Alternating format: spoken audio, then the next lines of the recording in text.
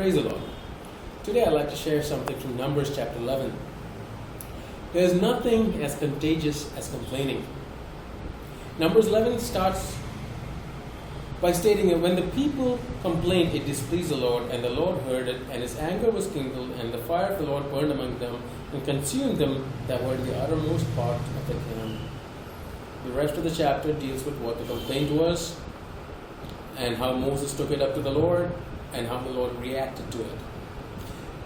But it is important for us to know how these people who have seen such great miracles in Egypt and also in Mount Sinai could complain. And we find the answer in verse 4.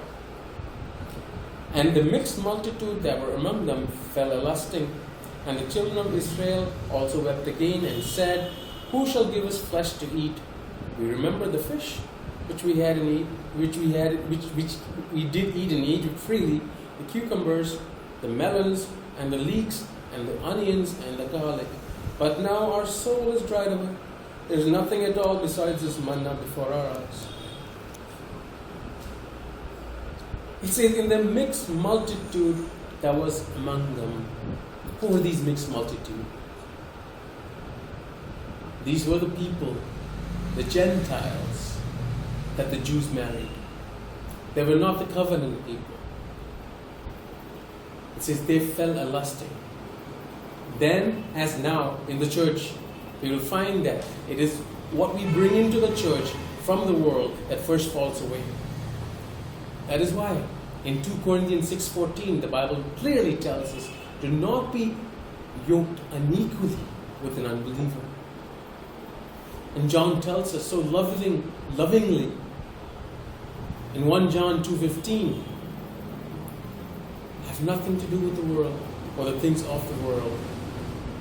For if you love the things of the world, the love of the Father cannot be in us, will not be in us. See, it's a mixed multitude that fell a lusting. We are called to be separate from the world. We are not called to bring the world in, and we are not called to compromise with the world.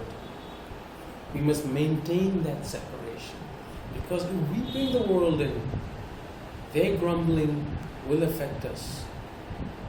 And that will displease the God we serve.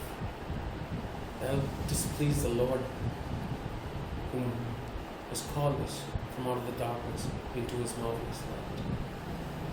Be very careful about this. God bless you.